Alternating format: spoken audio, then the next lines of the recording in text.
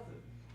I came out here. I And seen you literally were. put like one little, like, 2-second little snizzle in it. I seen you. Which is going live on Instagram? Everything. Oh shit, okay. How do you go live on everything? An app called Restream. Ah. Fucking, what's it called? Streamlabs also Yeah. like I tried Restream for it, a little glitchy. Daniel, are you doing like a different Zoom link for the one tonight? That's a new one. It's the same one. I just took off the registration mandate. Mandate. How much did it go?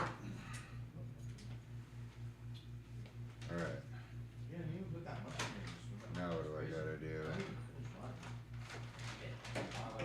Participants. Kiara is here. What's up? Instagram? YouTube? Twitch? Oh, I can't hear me. Can't hear me. Can't hear me. Can you pull that table up closer? Yeah. Yeah, that's better.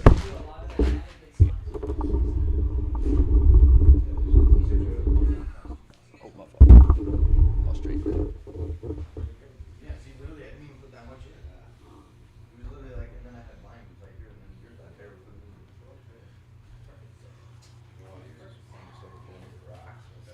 My stream set up. Apparently, fucking hell. See if that looks good.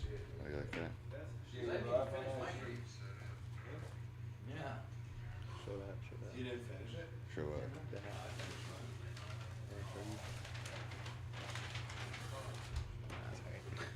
I don't know what I'm doing. Alright. Let's get. Oh, we gotta get a speaker.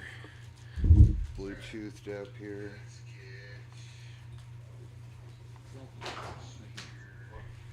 Thank you for everybody's patience. Oh, we gotta get a speaker.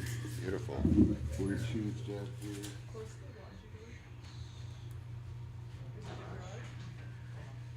Thank you for everybody's patience. Oh, we gotta get a speaker. Beautiful. Bluetoothed up. That's not good.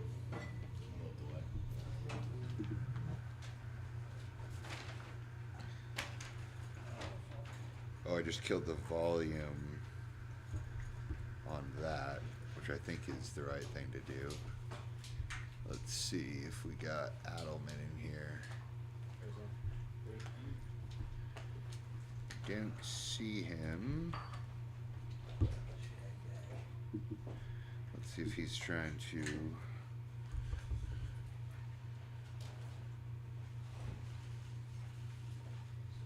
This may or may not work.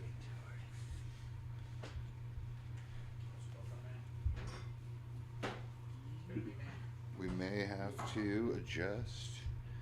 Let's see. No.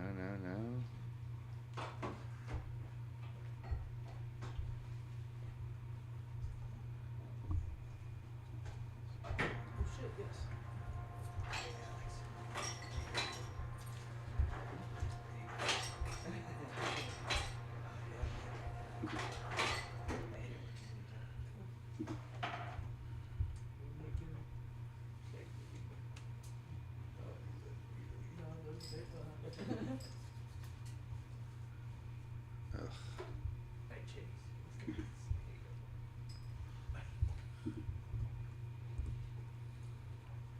Ugh.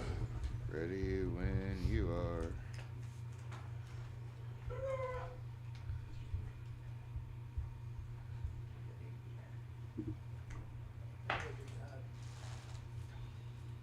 Oh, there he is right there. Turn on that. Steven, What's up? how are you, dude? Can you hear me? Yeah, how you doing? Hell yeah, dude, we're doing great. We're right now we are live on Instagram, Twitter. No, my Twitter got banned. Instagram, Twitch, Kick, YouTube, Facebook, and I'm also in a room with there's like 9 content creators all here living with me in Vegas. So, Alright. yeah, man, we're excited to have you. I got some other people too that are in the waiting room that I'm going to bring in. I'm just letting them kind of rack up in there. Anything though, well, I guess we're already live. Guess I was going to ask you if there's anything off limits, but heck, we're already in it. I'm good. Yeah. I'm trying to fix my camera because I don't know why I can't add my good camera on here, but because I look kind of blurry right now, but I don't see where I can change that. But I think it's alright. All right. Too bad. Yeah, I'll be able to collect some good stuff too. You don't look bad on my end. Okay, awesome. Yeah, it's good to meet you. And Daniel, hit record. I have like no idea what happened with the whole thing with you with the app or whatever. It's like weird. Oh yeah, dude. It was a huge pain in the butt, but it's been it's actually been fun to grow this new account. Alex, if you can watch out real quick. And you understand content, so you can like grow your page back quickly. So. Dude, that's the goal, and we're doing pretty well. Does anyone give me one second? Does anyone see the record button anywhere? Sorry, we're looking at two different monitors. Like more. Usually it's just like right on. Yeah, I know. It's usually right there on the thing, and now it's Yeah, right there, top left. top left. Oh my god, I was already fucking looking right at it. Okay. Recording in progress. Alrighty. So before we get started, I need to address something. It's very important. All right. I'm going to share my screen because if you don't have the context of who Steven is, it's going to be challenging for you to understand. Let's see. I need to share screen 1, desktop 1. All right. Give me 1 second. That big. I'm gonna do this one, of course. All right, so 1 second. Get these people in the waiting room. Oh, good grief. Nick Whaley, fucking taking forever. All right, share desktop 1. Okay, so here we go. Back in December of last year, I got sent, hey, that's not what I want. Where's my, good grief. Hold on. I think I know what I need to do. Fighting monitors here, All right, and go. Yeah, this technology, it ain't gonna win. I'm gonna win. All right, thank you guys for being patient. Nope. This is the one. Here we go. All right, so I got sent this video. Eating straight garbage right outside the gym parking lot, terrible for health. I got sent this video one day like 15 times saying, I can't believe this guy made this video about you. This is so insulting. You should message him. Like, and I was like, wonder what's going on here. And so I went and I watched the video, and I was expecting to like be defensive because I was pre-conditioned by all of my followers that, hey, this guy's trying to attack you. And I watch it, and I'm like, and while I'm watching, I'm gonna play here in a second. I'm trying to figure out where he's wrong, and it's just like, oh, he's gonna, nope, he's right there, nope, he's right there, he's right there, he's right there. So every single thing that he says here is absolutely accurate. So I'm gonna play it for you guys because it's absolutely awesome. Ready? Start from the beginning. Go, Instagram, go. Said nicotine, not optimal. Fruit, beneficial. Rubbing fruit on skin, unnecessary. Taking steroids, terrible. Pouring hydrogen peroxide straight into mouth, not optimal for gums. Hopefully hygiene products are not toxic. Starting morning off smoking weed, terrible for brain cells. Practicing faith, supreme. Coughing from weed, not optimal for lungs. Using terrible products to make coffee, not optimal for health. Licking laptop, terrible for immune system. Mobility work, optimal for health. Spreading knowledge, optimal. Using artificial powders, terrible for health. Milk and eggs are not grass-fed, not optimal. Using iron skillet to avoid toxins, beneficial. Only caring about macros and not macros, absolutely terrible. Promoting artificial powders, not optimal. Fruit, good. Stocking up on drugs, not optimal. Ruining meal with artificial sweeteners, terrible. Hopefully sauce is natural, most likely not. Smoking while driving, not optimal for safety. Synthetic caffeine, terrible. More smoking, terrible. Warming up legs, optimal. Barefoot shoes would be optimal. Leg press, beneficial. Bulgarian split squats, optimal. Flexing, beneficial for one's confidence. Eating straight garbage right outside the gym parking lot, terrible for health. Walking while coaching, optimal for fat burning. Smoking while coaching, terrible for lungs. Destroying meal with artificial sweeteners, terrible. Tinfoil is not optimal. Excessive nicotine, not. All right, so that was the first introduction that I had to Steven, and I was super impressed. It was one of the best videos I think I ever watched. He followed it up with a part 2, which you can find on his page. It was about a month or so later, and yeah, man, ever since then I've been a massive fan of Adelman Aspires, and congrats on the 400K. Thank you for taking the time to talk to my community here. The floor is yours, my friend. Awesome, yeah. Actually, when I did that video, I remember one of your fans reached out to me and they were like, you're gonna love it. And I was like, nah, I think he's gonna hate it. And they're like, nah, I know Daniel, he's gonna think it's like funny. And then I was surprised that you actually thought it was funny. But yeah, to talk about me, like I started posting in July, and for the first 4 months posting, I had 30 followers the whole time. You know, nothing was really sticking. Had like 300 views a video, and I was just kind of trying out a bunch of different stuff. And eventually, I found a content strategy that worked, which was the reaction videos. You know, I went from like 200 views a video to like 1,000. So that little jump just gave me faith that this was gonna work out. And I just started like looking at the analytics. That was the first thing. That was the first like step I made towards actually like studying content. And I was just like, why did this video get 1,000 views and why are the other ones getting 300? And I noticed that when you look at the analytics, I was kind of just studying the curve. I was seeing like the pacing, and I noticed that people were just, you know, staying on the video a little longer than my previous video. So I started just hammering out the same form, doing it, and then eventually I had one video that blew up, got like 150,000 views, and then I woke up the next day and I was at like 200 something followers instead of 40, and I pretty much felt like I just found like my gem style of content. And yeah, so after that, I was kind of just studying my videos that were going viral.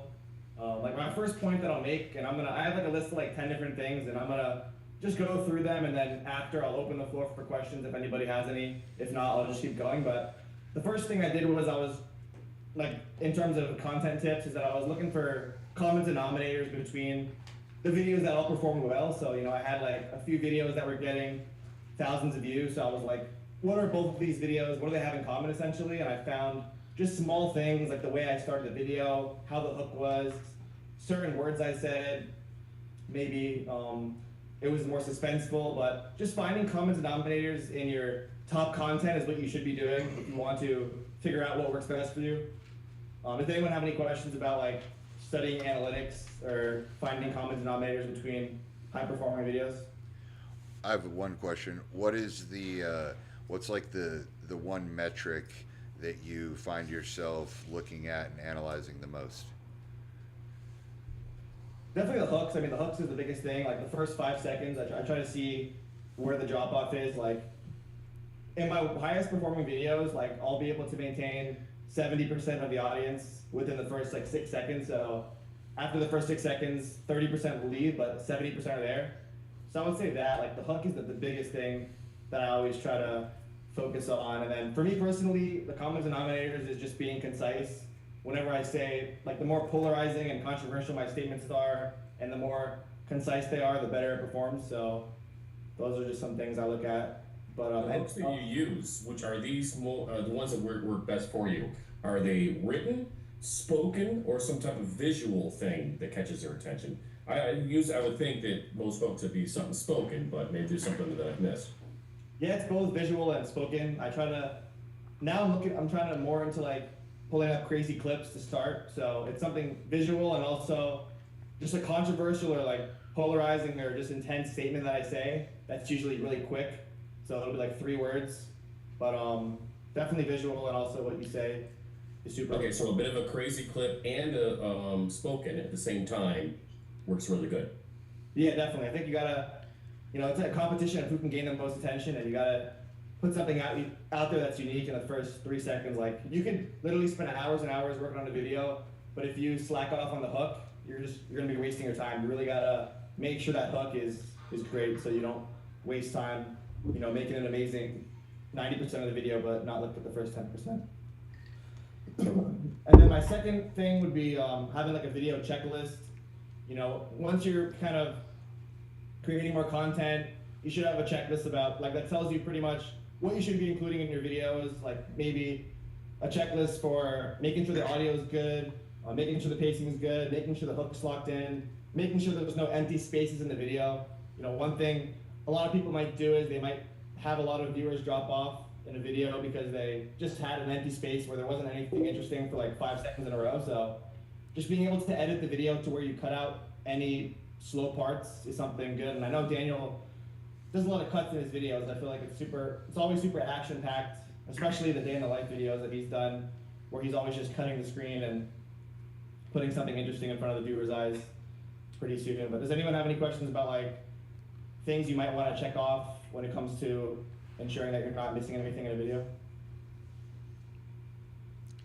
Pauses, going and having too long of a pause space in between either actions or words. People get bored easy if you're setting something up in the process of going from one spot to another. Right. You lose. Right. Yeah. What is your question? Well, I'm sorry. I guess it was in the form of question. He was saying, is there anything that? Now I forgot the question was. But is there anything in particular? All right, Stephen, let's hit 3. Brian, we'll come back to you. We got to keep this rolling. Okay. Third thing is dopamine. So whoever doesn't know what dopamine is, it's pretty much like it's kind of nerdy, but it's a neuromodulator in your brain that controls pleasure. So essentially, if you want to get the most views and you want to get the most attention, you have to create the most dopamine in your viewer's brain. So essentially, you have to just make it, because if they're feeling pleasure from watching your video, they're going to be hooked. And there's different ways to create dopamine. There's cuts in the video, so that constant stimulation where you're pausing a video and you're switching it up every second just gives you the dopamine hit. It could be building suspense or anticipation, putting something super weird in the video that makes like it intriguing. If you, I'm trying to think of an example, but I mean, Daniel kind of creates suspense or just like intriguing things in the video that are going to be like, what the hell is this? And you're going to want to see more. So you want your viewer to essentially just crave to see more in your video. And then controversial statements, polarizing statements, those create dopamine because people get excited from that. So just trying to like understand dopamine. You can kind of do research on it yourself if you want, but essentially just showing the viewer what's going to kind of. I have a question. I have a question on like we were talking about this earlier today about how like people are usually more motivated by pain than they are by pleasure. So do you find, because you analyze a lot of content, obviously that's what your whole page is about, do you ever find a correlation between like either views or retention rate, or I guess those would really be the only 2 metrics when it comes to like a hook that has some sort of pain point, or a hook that has some sort of like pleasure or payoff or some reward? Yeah, 100% negative for sure. I mean, the negative is going to get views. If you're just agreeing with someone, you're not really going to get the views. But for me, negative. But what I've been doing recently is a big contrast between positive and negative. And these hooks have worked the best actually of my entire page's career, where I say something's good, and then I say instantly after, I say that it's bad. So basically, one of my videos was, and it might be hard to relate to this to other creators because my style is pretty unique, but I'll be like amazing meal, great parenting, and then I'll be like terrible meal, awful parenting. So just that contrast between good or bad kind of has helped me, but definitely saying negative, controversial, polarizing statements is going to do better than saying positive things for sure. And then any questions on that, or should I move to the next one? Move to the next one, but I just have a question real quick on the outfit. Okay, what's the question? Is that your uniform? Is that like your character? Is that who you are there with the suit and tie? Yeah, I'm actually gonna be. I'm like filming a video after this, but I like wearing the suit. I feel like, yeah, it's kind of my staple. And then right now I'm doing high ticket coaching, so when I take sales calls, I feel like being in the suit makes me feel more like confident, just like a mindset thing. So I like to wear it when I'm doing the content. And then what else I have here? One thing, yeah, just not caring what people think. Like when I started my page, I blocked my entire family from my social media, and I didn't unblock them until I got like 1,000 followers. But just if they're watching my videos, I probably would never have started the content. I just would have cared too much about what they thought. So you cannot let anyone's opinion stop you from making the videos, or else you're not gonna make it. Because you gotta be crazy. If you really want to blow up at a faster rate, you gotta do spontaneous things that aren't normal. So that's what I think. So you just can't care what people think. And then, yeah, like for instance, it's actually interesting because my content style that popped off, I almost like quit it because I had like a moment where I was just in my car thinking like, this is super cringe, and I was like, I can't make these videos anymore. But then I just kept going, and eventually one of them got like 40,000 views, and I was like, now we gotta keep going. But you just cannot care what people think. And then another thing is creativity. I think you should never make an excuse that there's not enough ideas out there, especially with AI. Like right now I'm using AI more. I just recently started this to actually help me generate video ideas. Before I wasn't doing that, but you know, ideas are unlimited. Some days it might take hours to think of something. Other days you might think of things right away. I've noticed that. You know, I found a lot of reaction videos where the clips, I couldn't think of anything to say that day for hours. And then a random Tuesday, I'm just like thinking of everything's flowing in my brain. So whenever you have ideas, jot them down, write them down, because sometimes your brain is weird where you'll have ideas on certain days. And then what else do I got here?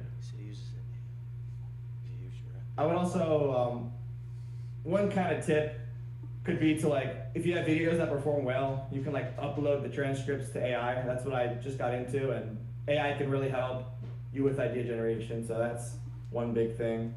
But does anyone have any questions about like being creative with the content? Just in addition, I don't know if you've done this yet, but if you use AI to analyze your comments and generate video ideas, that's a pretty good one.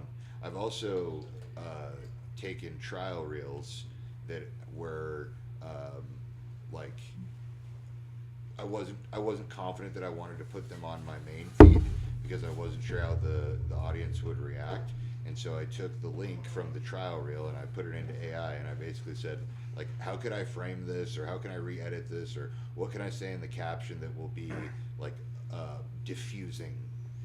So just like different perspectives that I would never have had are available by using AI. So yeah, thank you for bringing that up. It's a really good point.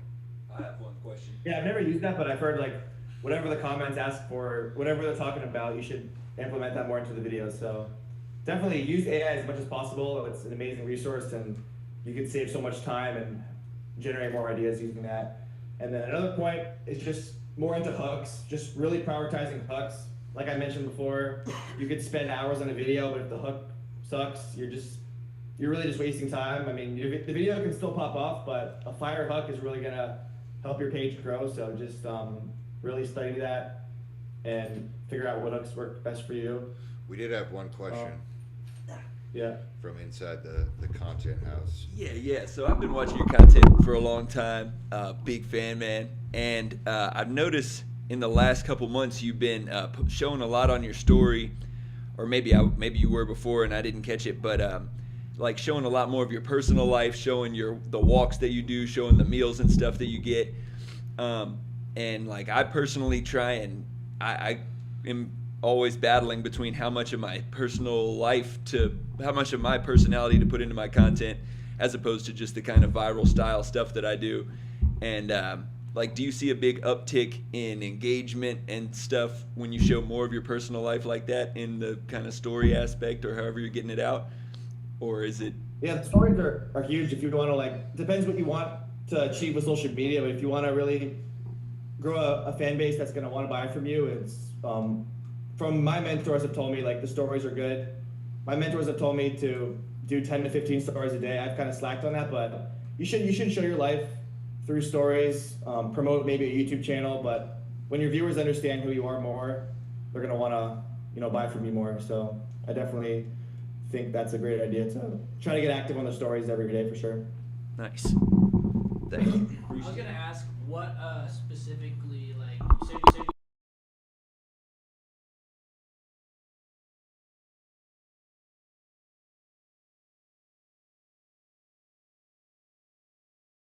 videos for you to review, or are you just like dropping them in and being like, hey, what's like a polarizing line to say about this guy's routine?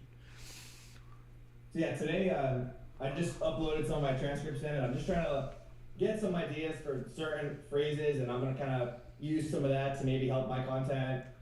A lot of times the phrases from AI haven't been good; they've been kind of corny.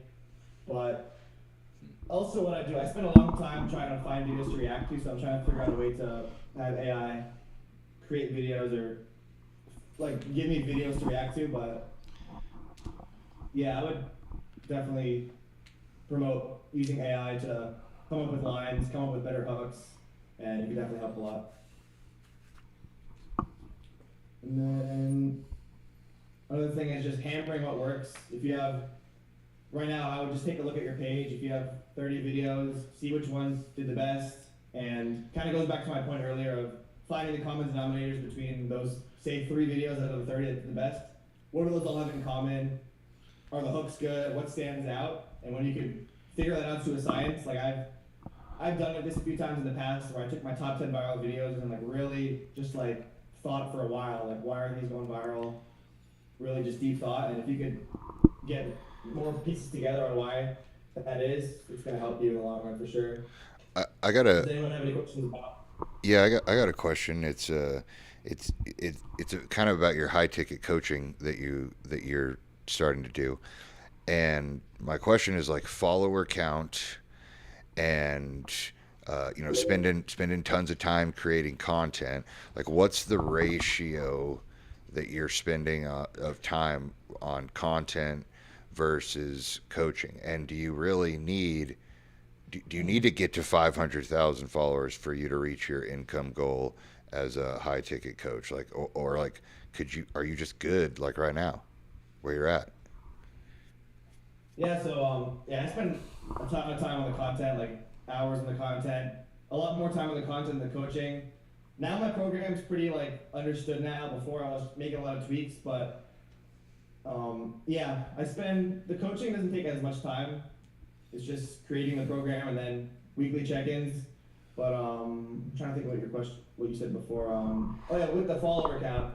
Yeah, I mean, right now I have enough followers, but my value isn't like insanely great because my videos are kind of funny. So I'm trying to get all my followers to check out my YouTube channel, which has like all the value, and I'm trying to post more stories to really spread more value. Because right now I'm bringing the followers in, but I don't have that top tier value because there's a lot of guys out there who have 5,000-10,000 followers who are potentially making as much like more money than me if they're just have like the higher value, that are really doing the structure right. But right now I'm spending so much time on content that I'm not really optimizing the coaching as well as I could be. But does that kind of answer your question? Yeah, no, I find myself in the same situation where I usually convince myself that the vanity metrics, followers, likes, retention rate, you know, stuff like that, engagement, like that's like kind of the holy grail, and I spend less time with the business. So I'm right there with you, man. One thing I was gonna ask you. Yeah, there's only so much time in a day. Like for my videos, it takes like I'm pretty much like working every day, and like all at nights I'm doing like the videos, and during the day I'm like coaching. So I'm trying to trying to like run my business more through AI to really optimize things to where I could save more time throughout the day so I can like work on the monetization better. And I feel like AI really helps organize things and it's gonna save you time in the long run. So like, do you use a lot of AI to organize yourself, or do you feel like you're disorganized? That's a question for Nick. Oh, for me? Shit, bro, I'm learning how to leverage that shit better so I don't say retarded phrases into AI all the time. But one thing I was gonna ask you, dude, you sound like when I watch your videos, you sound like you really know what you're talking about with like what's healthy, what's not, like just the phrases you use. So I was gonna ask, like, what is your background in it? Like you are a coach, but like I'm gonna ask, like, what are your credentials? Like, how did you learn all this shit? Because it sounds like you're smart with a lot of things. Yeah, pretty much. I took like one nutrition class, kind of like sports science, health class in college, but most of it's been just me being super interested in how the body works and learning for the last like year and a half, looking at a lot of studies, you're watching YouTube videos, Andrew Huberman, some doctors and stuff. I'm pretty much just self-taught and I learned a lot of stuff. And yeah, I don't have like any professional credentials, but I found when getting clients, like that objection actually never comes up, which is actually surprising to me. People just don't ask about that stuff. Well, it's because people just want to get to where you're at, and they're cool. They're cool with whatever it takes as long as they can get to where you are. That's cool, man. All right, what other points we got? Sorry, we keep derailing you. Yeah, great. Let's see. I would say, yeah, studying viral content, I kind of already touched on that. I would say study viral content of other creators too. Not like big creators, like if you study Messi's viral content, obviously he's gonna get views no matter what because he's famous. But study like a small creator who's having videos pop off and see what they're doing, see if you can relate it to yourself.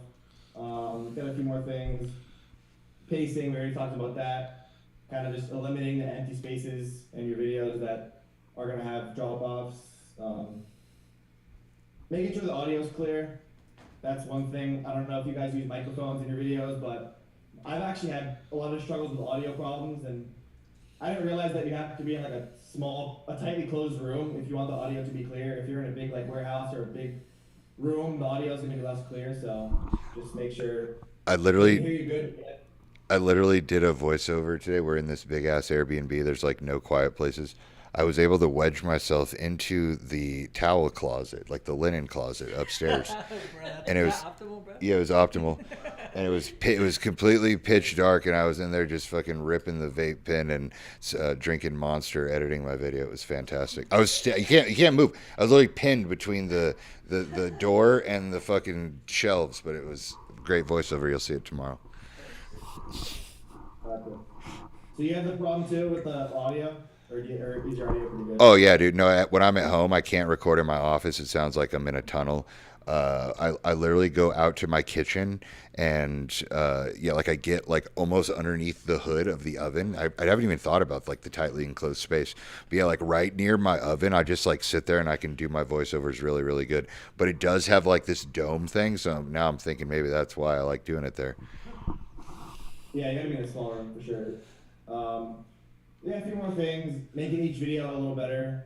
You know, every video, learn something new about the analytics or learn something new about the pacing. And if you could just slowly implement things, like if you look at my videos, my early reaction videos sucked, and then they slowly got better. I added the suits, the lighting got a little better, it got more clear. So just making those small improvements will go a long way. And then what else we got? Consistency. It's pretty simple. Just post consistently. You don't want to fall off. The more consistent you do things, the better you're going to form the habit, and it's going to be easier to stay with it. And then last two things are just the stories for the value. If you're looking to really grow a business, through social media, you want to be posting daily stories with value so people understand who you are, they can connect with you. And there's like certain story sequences that I had a mentor talk to me about on how you really want to do the stories to where people can relate with you and they can want to buy from you. So I'd look into proper story sequences if you're interested in really growing a business on social media. What's an example story sequence that you do in a day, like to accomplish that? Yeah, so I haven't done it in a while, but it's called lead, relate, and attack. So lead is where you just talk about a subject. So say I'm talking about a certain trait. So I've noticed that, or consistency. Consistency is super important. And then I talk about myself. So I go from lead to relate. No, lead, relate, attack. Yeah, so lead and then relate. So I'm saying I used to never be consistent when I was in college. I had issues with it, and it took me a while to get consistent. And then you attack the viewer and say, if you're never consistent, you're never going to achieve your goals, and you're never going to live up to what you want to be. So you're pretty much talking about a subject. You're talking about how you personally went through it, and then you're talking about your viewers. So you're kind of relating your struggles to them, and that's something that I found has worked. Man, that's so much smarter than what I told all these guys in this house yesterday. Yesterday I said, if you put whipped cream on a girl's boobs on your first story, and then on your second story you put the thing that you're selling, you'll sell more. Yours sounds way better. You can try different stuff. Tracks. The last thing is just funneling them to the YouTube. That's something I'm trying to do. YouTube is where you're going to gain most of your buyers if you're trying to sell stuff. Because shout out YouTube. Alex Hormozy says, like, someone has to watch 7 hours of your content to become a buyer. So the more they see you, the more they're going to want to buy from you. So get them to watch your long form videos if you can. But that's pretty much it. Do you guys have any kind of questions about anything I covered? What's your diet like? So it's animal-based diet. So I eat tons of meat, salmon, eggs, potatoes, fruit, yogurt, cheese. That's pretty much it. I don't eat any processed food. I feel good off this diet. It's like a lot of people will be like, oh, like you're forcing yourself to not eat this stuff. But genuinely, like once you switch to the whole food diet, then when you start eating processed food, you really feel it. You start feeling like shit. So it's super easy for me to eat the whole foods. You ever just get a little crazy and want to just go rip a crazy McDonald's order? Nah, because I know I'll feel like shit. I mean, I'll eat ice cream for bears. It's like a healthy ice cream brand once in a while, so there's definitely options. But How old are you, dude? 23. And did you have a regular job before you started coaching and content? Yeah, I just quit actually in February. The job. I had like 70,000 followers, and I started with coaching. And yeah, it's amazing. I mean, I started to really hate the job when the content was popping off. I just like felt like I couldn't sit in that office anymore when I knew like I could start growing something on social media. So, how about you? How about me? Oh, well, yeah. So my thing is like, if I don't like something, I'm not brave enough to quit. So I will just behave in a way that I get either fired or asked to leave, or I just totally destroy all the relationships inside of the place so that I just have to ostracize myself. So yeah, not optimal for relationship building.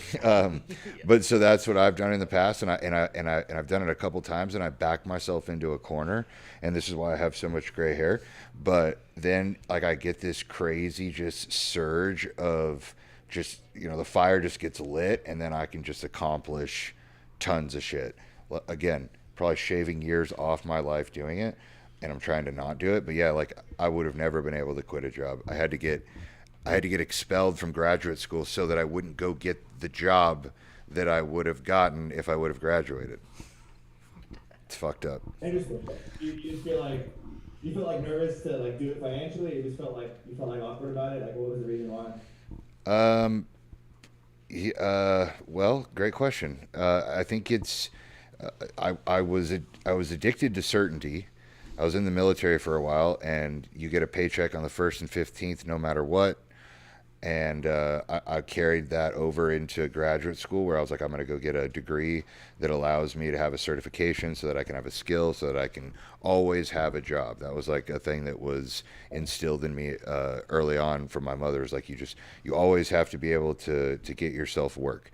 And the only way I knew how to do that was traditional style of work, right? Get a job, do the work. And I just didn't fit in that. I made a lot of people mad. I had issues with authority. I'm a smart ass all the fucking time. I cannot keep myself from making like jokes that are totally inappropriate. I just am so good at it, man. And so, yeah, it was, I got to the point where it was just like, either Honestly, I told myself I'm going to make myself unemployable, so that I have to rely on myself, and so that's what I've done. Interesting, yeah. Yeah, definitely, like, my dad didn't want me to quit, but I felt like, you know, with like, I had like 70,000 followers at the time, and I was working on a community, and I was like, I had money saved up, so I had like a month to really figure it out, and yeah, it was a lot of opportunity, so I felt ready to do it, but That's good, man. yeah, anyone else? Any questions? Anybody else? Nothing I heard? got a question. Oh, go ahead, send it. Steven, what kind of like inspired you to start your certain type of content? Because I've seen your content before too, from Daniel, I think. So yeah, what kind of motivated you or inspired you to start?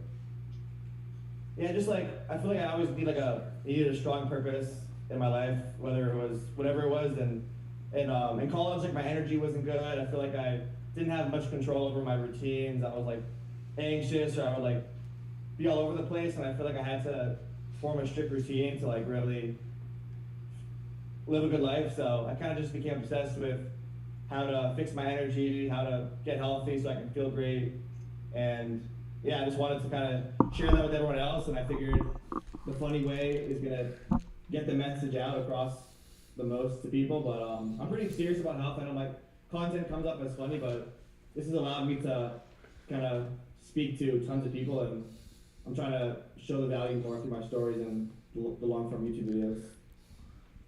That's cool, man. It's cool to see somebody that's has a passion for something as great as you do at 23 years old. Yeah, dude. At 23 years old, you couldn't fucking tell me shit, dude. All I cared about was fucking getting hammered and trying to get laid and failing at that often. But yeah, man, you're squared away. You got a good head on your shoulders, and we're really grateful that you came here and spoke with us today, dude. Yeah, I'm glad you let me on. It was cool to do one of these things. I've been wanting to work on my public speaking and kind of talk about content and stuff, so I'm glad you reached out to me. Here's the start. We can run it any time. We'd love to see you at one of these content retreats. I think you'd fit in. You'd fit right in. Yeah, thank you, man. Okay. Yeah, anyone else have anything else? Yeah, Steven. Oh, we got one more.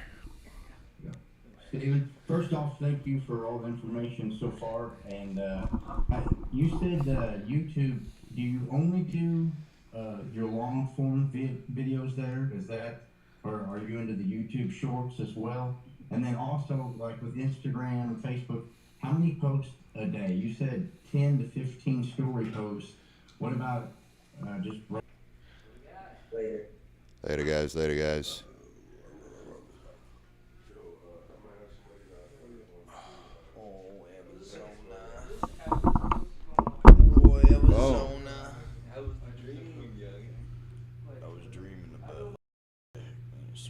I'm glad you guys are napping. That's good for your health. What were you talking about?